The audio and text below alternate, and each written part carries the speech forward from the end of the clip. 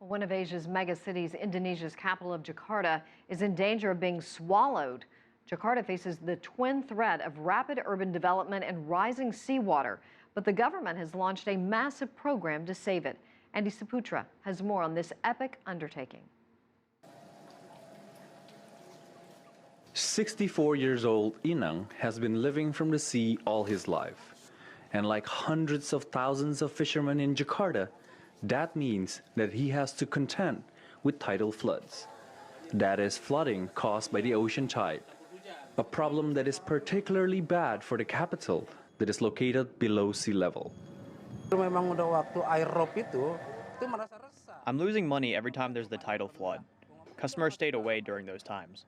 They're worried that the fish is contaminated with the muddy waters. Jakarta is one of the world's megacities most at risk from rising sea levels. That's because parts of the metropolis of almost 30 million people are sinking on average of 8 centimeters per year. And in some parts, the city has sunk 4 meters in the last 20 years. 4 meters, that is as high as a 2-story building. There are two decisions, deal with it or do nothing. What is the consequences of do nothing? We already calculated. We have to move out from that area in the north part of Jakarta, maybe about 4 million people, and then let the city sinking over there, And that's if we don't do anything. We know also if we don't do anything within 2025 to 2030, then the seawater level will be the same height as the river's water. So it means that the seawater will rushing into the river, not the river dump its water to the sea. This is the government's solution, a $40 billion land reclamation project, the giant seawall. It includes a 75-kilometer seawall, a toll road to help Jakarta's notorious traffic, a chain of artificial islands, a lagoon about the size of Manhattan, and a giant offshore barrier island in the shape of the national symbol, the mythical bird Garuda. The Great Wall of Jakarta.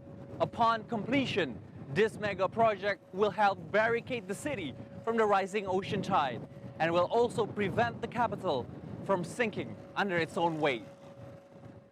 But the project's challenges are enormous. Social problems from fishermen who are worried that the wall will block their access to the sea.